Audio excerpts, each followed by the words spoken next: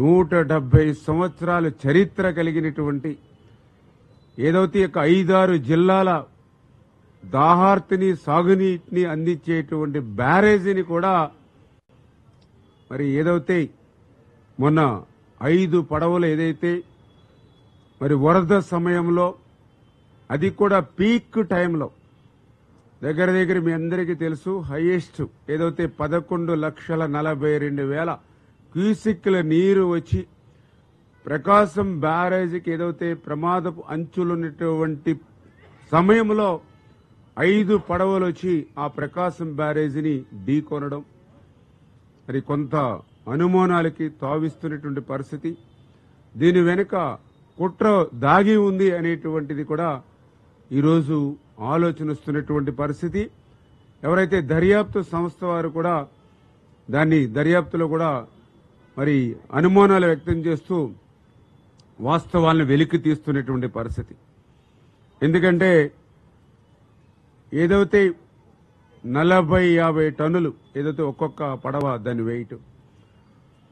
అటువంటి బరువైనటువంటి పడవలు అంత వేగంగా ఆ రోజున్నటువంటి వరద ప్రవాహంలో కొట్టుకొచ్చి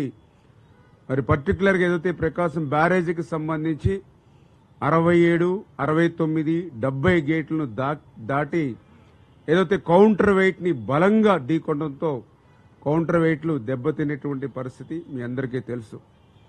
అదృష్టవశాత్తు బ్యారేజీకి సంబంధించినటువంటి మెయిన్ కట్టడానికి గాని బ్యారేజీకి సంబంధించినటువంటి గేట్లను గాని అది తాకకుండా కౌంటర్ వెయిట్ ని తాకడం వల్లే కొంత నష్టం గాని ఉపద్రవంగా కానీ లేకుండా అయినటువంటి పరిస్థితి. నిజంగా గేట్లను గాని లేదా కట్టడాన్ని గాని తాకుంటే మరి నిజంగా మళ్ళీ ఎంత నష్టపోయే వాళ్ళం 5-6 జిల్లాలు అనేటువంటి విషయాన్ని కూడా ఈ ప్రభుత్వం గుర్తుపెట్టుకుని వెంటనే ఏదైతే ఆ యొక్క అంశాలు ఏవైతే ఉన్నాయో వాటిని వెలికి తీసే విధంగా దర్యాప్తు చేయమని చెప్పేసి కూడా ఎవరైతే పోలీసు అధికారులు కూడా ఇరిగేషన్ శాఖ నుంచి కూడా మనం కంప్లైంట్ చేయడం, దాని మీద దర్యాప్తు కూడా వేగంగా జరుగుతున్న విషయాన్ని కూడా ఈ సందర్భంగా తెలియజేసుకుంటూ, ఎందుకు ఇటు రైతులు గాని ఇటు రైతు సంఘాలకు గాని ఎవరైతే ఉన్నారో వాళ్ళందరూ కూడా ఒకటే కంప్లైంట్ చేస్తూ ఉన్నారు. ఇదంతా కూడా అనుమానాలకి తావిస్తూ ఉంది. ఎందుకంటే ఏదైతే ఇటు 40-50 టన్నుల బరువు కలిగినటువంటి ఏవైతే ఈ యొక్క బోట్స్ ఏవైతే ఉన్నాయో ఇవి జనరల్ గా నది ఒడ్డున లంగర్ వేసుకుని మరి జాగ్రత్తలు పెట్టుకుంటూ ఉంటారు. ఎందుకంటే బోటు ఖరీదు కూడా దగ్గర 40-50 లక్షలు ఉంటుంది. మరి అంతటి విలువైనటువంటి బోట్లని మరి ఏదైతే ఒక ప్లాస్టిక్ తాడుకు మాత్రమే కట్టినట్టుగా ఇప్పుడు విచారణలో వాళ్ళు చెప్తూ ఉన్నారు. అది కూడా 3 పడవలను కలిపి ఒకే తాడుకి మరి ప్లాస్టిక్ తాడుకి కట్టి ఉంచినట్టుగా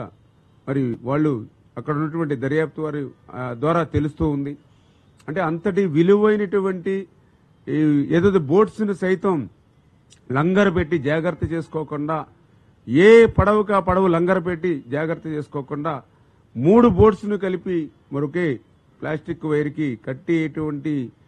ఏదైతే ఉందో ఖచ్చితంగా ఇదేనా ఉద్దేశపూర్వకంగానే ఆ ఫ్లడ్ కి వెళ్లేటువంటి విధంగా ఏర్పాటు చేసినట్టుగా ఉందా అని చెప్పి ఈరోజు దర్యాప్తు కూడా చేస్తున్న విషయాన్ని కూడా ఈ సందర్భంగా తెలియజేసుకుంటూ అదే అనుమానాలు కూడా రేకెత్తిస్తుందని చెప్పి తెలియజేస్తూ, అదేవిధంగా ఏదైతే ఈ 3 పడవలు అంటే మొత్తం 5 పడవలు ఆ రోజు మరి యొక్క బ్యారేజీని తాకితే ఒక పడవ ఆల్రెడీ ఆ బ్యారేజ్ ఏదైతే గేట్ల మధ్యలోంచి కిందకి పోయింది. మిగిలిన 3 పడవలు ఇప్పుడు మనకి ఐడెంటిఫై చేసాం పైన వాటర్ పైన. 4వది ఒక పడవ మరి కిందకి వెళ్ళిందా లేకపోతే కింద వాటర్ లెవెల్లో ఉందనేది అది కూడా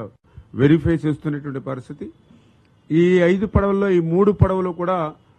ఎందుకు అనుమానాలకు తావిస్తుందంటే ఒకే యజమానివి 3 కావడం, ఒకే యజమాని 3 ఉండడం, ఆ 3టిని కూడా లంగర్ వేసుకోకుండా ఒకే ప్లాస్టిక్ వైర్ కట్టుకోవడం అనేది కూడా అనుమానాలు తావిస్తూ ఆ 3 పడవలకు సంబంధించిన యజమాని కూడా ఉషాద్రి ఎవరైతే ఉన్నారో అతను కూడా ఆ ప్రాంతంలో ఉన్నటువంటి కోమటి రామ్మోహన్ ఎవరైతే ఉన్నారో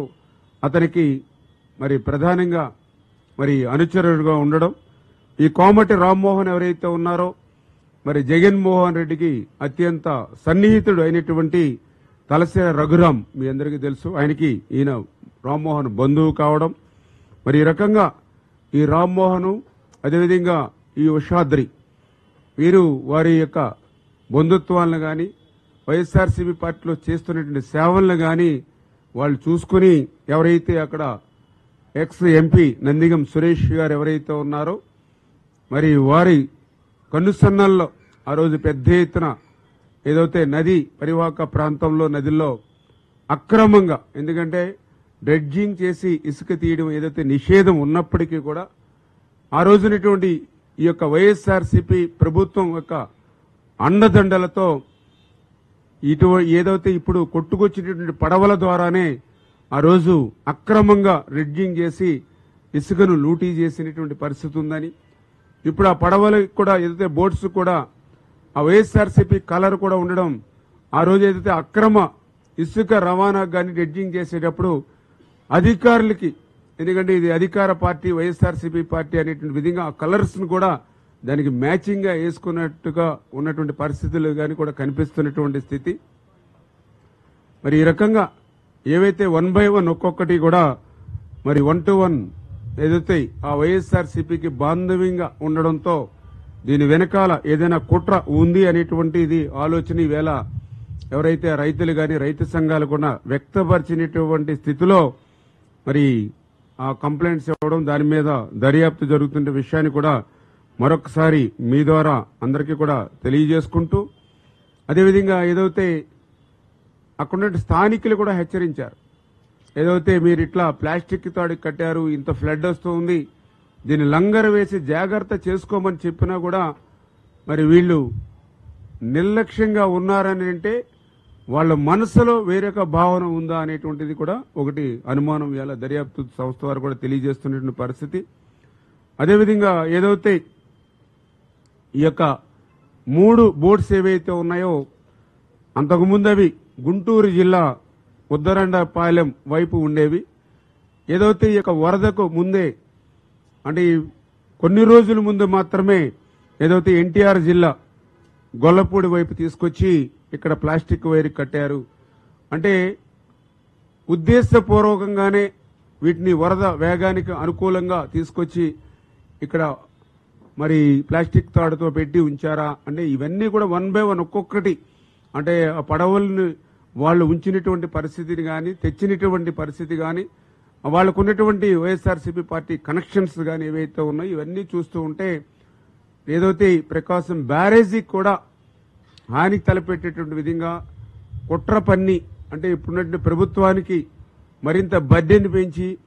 మరి చెడ్డ పేరు తెచ్చేటువంటి విధంగా వాళ్ళు ఆలోచన చేశారా అనేటువంటిది కూడా ఈవేళ మరి ఇవాళ అందరిలోని కూడా అనుమానాలు వ్యక్తం చేస్తున్నటువంటి పరిస్థితి. ఎందుకంటే ఆ చరిత్ర కూడా వైఎస్ఆర్సీపీ పార్టీకి ఎప్పుడు ఉంది. కుర్చీ కోసం, అధికారం కోసం ఎంతకైనా తెగించేటువంటి మనస్తత్వం జగన్మోహన్ రెడ్డి దగ్గర నుండి క్రింది స్థాయి వరకు కూడా ఉన్నటువంటి పరిస్థితి. ఎందుకంటే గతంలో కూడా చూసాం, ఏదైతే అమరావతి మీద ఆక్రోశంతో టోటల్నే తగలబెట్టినటువంటి చరిత్ర వాళ్ళది. రైతు కష్టపడి 6 కాలం పంట పండిస్తే అటువంటి పంటలు కూడా తగలబెట్టినటువంటి చరిత్ర వైఎస్ఆర్సీపీది. అధికారం కోసం సొంత బాబాయిలు కూడా గొడ్డలి పోటుకేసేటువంటి చరిత్ర ఉన్నటువంటి వాళ్ళు ఇటువంటి 100 సంవత్సరాలు రైతులకి సేవ చేసేటువంటి ప్రకాశం బ్యారేజీకి కూడా హాని తలపెట్టారనేటువంటి నమ్మకం అయితే ఈవేళ మాకు కాదు, ఈవేళ రైతు సంఘాల్లో కూడా వచ్చింది అని అంటే మరి ఈవేళ అందుకే ఈవేళ ప్రభుత్వం కూడా దీని మీద సీరియస్గా దృష్టి పెట్టింది. ఖచ్చితంగా దీని మీద ముమ్మరంగా దర్యాప్తు చేసి ఎవరైతే నిందితులు ఉన్నారో వాళ్ళందరి యొక్క మరి తప్పు చేస్తే కఠినంగా శిక్షించడమే కాకుండా భవిష్యత్తులో కూడా ఇటువంటి పునరావృతం కాకుండా ఏ రకమైనటువంటి చర్యలు తీసుకోవాలి ఇవన్నీ కూడా ఆలోచన చేస్తూ ఉన్నాం. ఏదైతే ఇప్పుడు కన్నమనాయుడు గారు ఆయన కూడా తీసుకొచ్చి, ఎందుకంటే ఏదైతే ఆ కౌంటర్ వెయిట్స్ ఏవైతే డ్యామేజ్ అయ్యాయో మరి అది దగ్గర ఒక్కొక్క కౌంటర్ వెయిట్ కూడా 17 టన్నులు కౌంటర్ వెయిట్ అది. దాన్ని మళ్ళీ అది పూర్తిగా కాంక్రీట్ దింబలు గతంలో అయితే మరి అంత కాంక్రీట్ మళ్ళీ వేసి లేట్ అవుతుందనేటువంటి ఉద్దేశంతో ఐరన్ తో మిక్స్ చేసుకుని బాక్స్ కింద ఐరన్ బాక్స్ వేసి అందులో కాంక్రీట్ వేసుకుని సేమ్ అదే 17 టన్స్ కి మళ్ళీ ఇప్పుడు కౌంటర్ వెయిట్లు వేసుకుని మరి ఆల్రెడీ స్టార్ట్ అయింది. ఇవాళ రేపట్లో అది కూడా కంప్లీట్ చేసి మరి ఆ కౌంటర్ వెయిట్ ను కూడా బిగించడానికి మరి వీళ్ళు కూడా కన్నమనాయుడు గారి నేతృత్వంలో ఎందుకంటే మేము ఏ చిన్న రిస్క్ కూడా తీసుకోకుండా, ఎందుకంటే మొన్న కూడా మీరు చూశారు తుంగభద్ర దగ్గర ఆ రోజు అక్కడ గేటు కొట్టుకుపోయినటువంటి పరిస్థితుల్లో 105 టీఎంసీల నీరు ఆ రోజు తుంగభద్రలో మేము కష్టపడి నిల్వ చేస్తే మరి ఆ గేటు కొట్టుకుపోవడంతో ఆ నీరంతా కూడా వృధాగా క్రిందికి పోతున్నటువంటి దశలో అప్పుడున్నటువంటి కర్ణాటక ఉన్నటువంటి స్వయంగా అక్కడ ఉప ముఖ్యమంత్రి గారు కూడా చెప్పారు, ఏదైతే మళ్ళీ మొత్తం వాటర్ అంతా కూడా బయటికి పోయిన తర్వాతే గేట్ను అమర్చేటువంటి పరిస్థితి ఉంటుంది.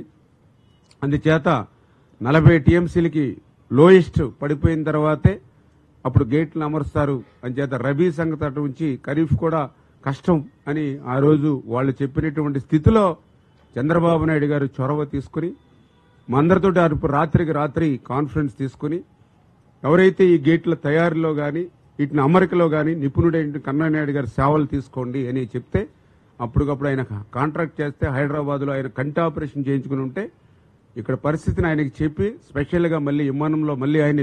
అక్కడికి పంపించి అక్కడ చూశారు మీరు, ఏదైతే దేశ చరిత్రలో ఎప్పుడూ చూడని విధంగా ఫ్లో వెళుతుండగానే ఆ రోజు గేట్ని అమర్చి దగ్గర దగ్గర 70 టీఎంసీల నీరుని ఆ రోజు ఆయన కాపాడాడు. ఆయనే చెప్పాడు స్వయంగా, గేటు కొట్టుకుపోయినప్పుడు ఆ నీరు వృధాగా పోతుంటే కళ్ళల్లో రైతుల కళ్ళల్లో నీళ్లు చూశాను, మళ్ళీ నేను ఆ గేట్ని అమర్చిన తర్వాత వాళ్ళ కళ్ళల్లో ఆనందం చూశాను. అంటే చంద్రబాబు నాయుడు గారు అట్లా ఏదైతే ఈరోజు కూడా ప్రకాశం బ్యారేజ్కి సంబంధించి కౌంటర్ వెయిట్ డ్యామేజ్ అవుతాయి, మరి ఏదైతే మన ఇరిగేషన్ డిపార్ట్మెంట్ మనకు కూడా అధికారులు ఉన్నప్పటికీ కూడా ఆయన ఎక్స్పీరియన్స్ ఉంది కాబట్టి ఆయన సూచనలు సలహాతోటి చేయమని ఇచ్చిన ఆదేశాల ప్రకారం ఆయన కూడా గత 5 రోజుల నుంచి కూడా దీన్ని పర్యవేక్షిస్తూ, ఎందుకంటే ఎక్కడ కూడా చిన్న మిస్టేక్ కూడా ఉండకూడదు, దాని మెజర్మెంట్స్ కానీ ఇవి కానీ ఎక్కడ కూడా చిన్న లోపం కూడా ఉండకూడదు, లక్షలాది మందికి త్రాగునీరు లక్షలాది ఎకరాలకు ఆయకట్టించేటువంటి బ్యారేజ్ ఇది అంటే అంత జాగ్రత్తగా ఈరోజు ఈ ప్రభుత్వం హ్యాండిల్ చేస్తూ దాన్ని 1-2 రోజుల్లో కంప్లీట్ చేస్తామనే విషయాన్ని కూడా ఈ సందర్భంగా తెలియజేసుకుంటున్నామని చెప్పి తెలియజేస్తున్నాం. Thank you.